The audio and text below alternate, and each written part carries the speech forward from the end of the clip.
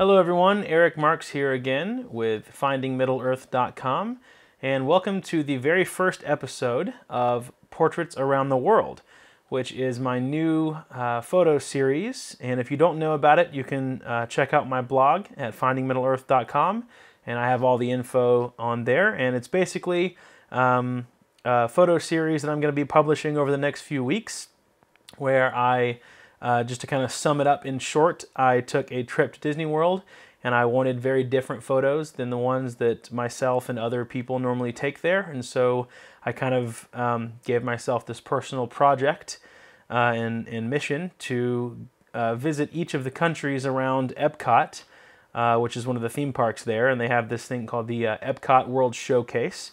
And I wanted to visit each of the countries around there and take a picture of a person that was native to each of those countries and kind of capture their culture all in one photograph. And so if you've never been to Disney World before, you will know, or you won't know that in every single country, Disney actually has people from those countries working there.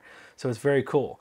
So you can actually, talk with people that are from Mexico and from China and from Japan and so on and so forth. So I just did that. I went into all the countries there and went into, each country has kind of this, I guess you could call it kind of a general store. It's this really big store where you can check out the country's food and the clothing that they sell there, and they have candy and jewelry and all this kind of stuff. And so it's a very big store in every country, and so they have a lot of employees. And so I just kind of walked around and waited for one of the employees to look approachable enough, or waiting for the one that I might have thought had kind of like the perfect look for the photo I was looking for. And so that is where this Portraits Around the World kind of came from. And so this is the first episode because I published my first photo of the series last night.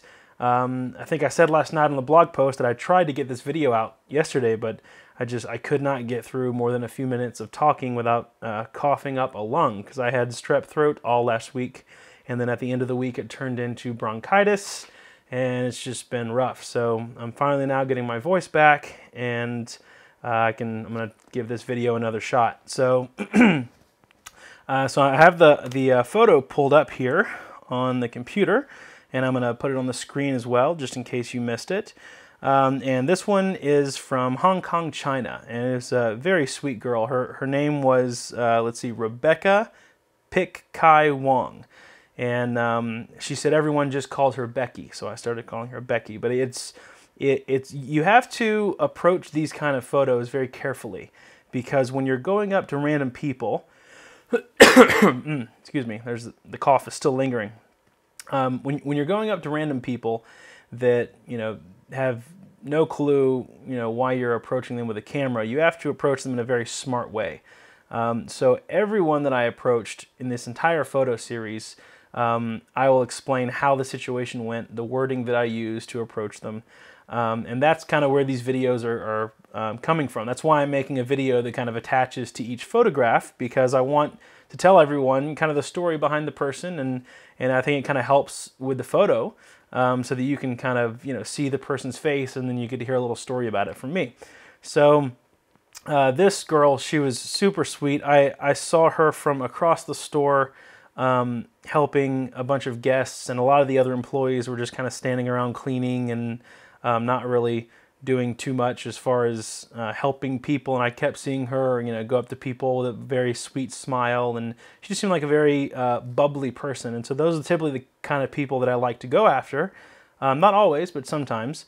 And especially for, and remember, it's all, remember, I said I wanted to capture the country's culture. And one thing that I always love about going into the Chinese and Japanese restaurants in Disney World and anywhere is that a lot of the Asian culture seem to be very friendly and very bubbly. Like the women are very, very exaggerated, I guess you could say. Like every time me and my wife go to Japanese restaurants, the Japanese hostess or the Japanese waitresses are very, exaggerated and big smiles on their faces. So I wanted to make sure I captured that with the photo. So I walked up to her and I just said, hi, how are you? And she responded, great, how are you? And then I said, so, how long have you worked for Disney? And she said, oh, I've only been in this country for 1 month. And I said, oh, wow, that's great. Or you want an internship? And she said, yeah. And so I just started making some small talk, because you never want to start out the conversation with, hi, say cheese, hey, let me take your photo. You don't want to start out with, let me take a picture of you and walk away awkwardly. You want to build some bit of trust before you ask those kind of questions. And so I had a little 2-minute conversation with her, and then I ended up telling her very quickly what I was doing. I said, well, yeah, I love Disney World. I love going in all the countries, and I've actually been going around to the countries and taking photos of people that are from the places, and then I said, do you mind if I, use you for China for, this photo? And she, what was so cool about her was she was just so excited, I think, and thrilled that I wanted to use her, because she immediately, she went, me? I said, yeah, you, if you don't mind, can I just take a quick, just grab a quick photo of you? And she spoke very broken English, so some of it was hard to communicate, but I just, I had the camera, so I was able to say, can I, of you? And she kind of got the idea, but she just was super cool about it and immediately just said, yeah. So the next step, by the way, with everyone, I never, excuse me, I never pose anybody when I'm just approaching them. Sometimes if I'm doing like street photography and it's like an assignment or something and I want something specific, sure, I'll pose people. But whenever I'm doing this, I wanted, especially since I'm trying, again, to capture that like culture of the country, I want them to do what just comes naturally. So almost every single person asked me, what do you want me to do? And I said, oh, do whatever you want to do. It's fine. Whatever comes natural. And so some people smiled, some people didn't. Some people half smiled, some people looked very serious. And you'll see that through this series. It's very cool to see as I was scrolling through all the photos, because, some people did the arms crossed, some people did the arms behind the back. And so I just said, whatever feels comfortable. I'm working for you for the next couple minutes. So thank you so much for letting me take a photo. And, I'll take a couple, and thank you so much. And so she just stood there and gave me a big smile, that same sweet smile that I had seen across the store that made me want to approach her to begin with, because she was so friendly. And so she gave me the big smile, and, I immediately showed her the result and said, look, it's great. Thank you so much. And then I was about to walk away, and she said, send me back. And I said, what? Excuse me? She said, send me back. I said, send you. And I just kind of remembered, I cannot not remembered, I kind of started getting the idea. She wanted me to send her the photo back to her once I, got it on the computer and was done with everything. And so I said, oh yeah, absolutely. Do you want me to send, do you have an email address? She said, oh yes, email. And so she kind of took my phone from me and started typing in on the notes, and it was this real long email address, and it was like yahoo.com.hk, and ended up figuring out it was like a .Hong Kong email address from Yahoo. And so very cool. Weeks later, when I got back, I finished the photo. I emailed it to her, and this is even about a week before I published it on the blog. I emailed it to her, and she emailed back the very next day, and she used all capital letters, and she said, thank you so much. I'm gonna love. My family is going to love this photo. I'm gonna send it back to them at home, and I ended up, and for whatever reason, she spoke really good English on email. So I don't really know. That was kind of funny. It was very hard to communicate with her in person, but she spoke really good English on email. So she's told me through email that back in Hong Kong, she's big into Broadway theater, and she has been in a few big plays there as an actress. And she asked me over the email. She said, "Do you mind if I use this photo that you took of me as my headshot to send out to, I guess the directors or the agencies that cast people for these plays?" And I said, "Yeah, that it's an honor to me that you want to use my photo for your headshot. So absolutely."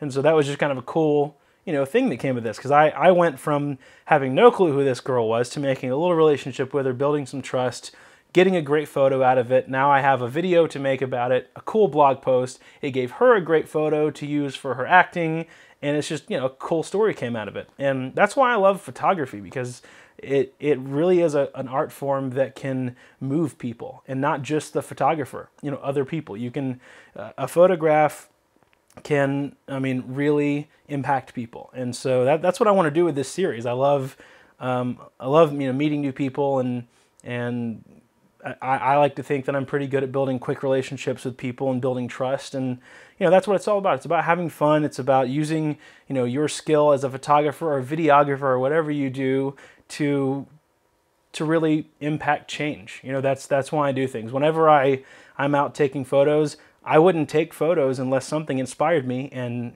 me hoping to inspire someone else. So that's why I do what I do with photography, is to inspire people, inspire other people, and it inspires me. And if it inspires me, I can't help but think that there might be even one other person out there that I might can inspire with a photograph. So that's pretty much it. It was a very very cool story. This was one of my favorite photographs to take because she was just so nice about everything.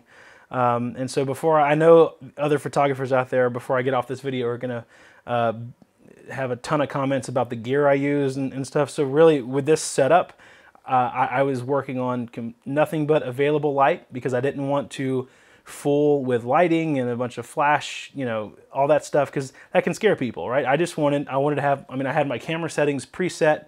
I had already figured out the exposure and everything for the store. I didn't want to be, asking her to take a photo and then fiddling with my camera for 10 minutes. So for these kind of things, walking up, any kind of street photography, really anything, you want a fast prime lens. That's pretty much the best way to go, because that will take care of you in any kind of low light situation. Because a lot of the places that I was shooting in, especially like you'll see one in a few weeks that I post from Mexico. It was so dark in the Mexican store, and I think I was on ISO like 6400 and shooting at f1.4 on my prime. It was like, and I was just barely getting like 100th of a second shutter speed. So yeah, take a fast prime lens. This is a 50 millimeter f1.4.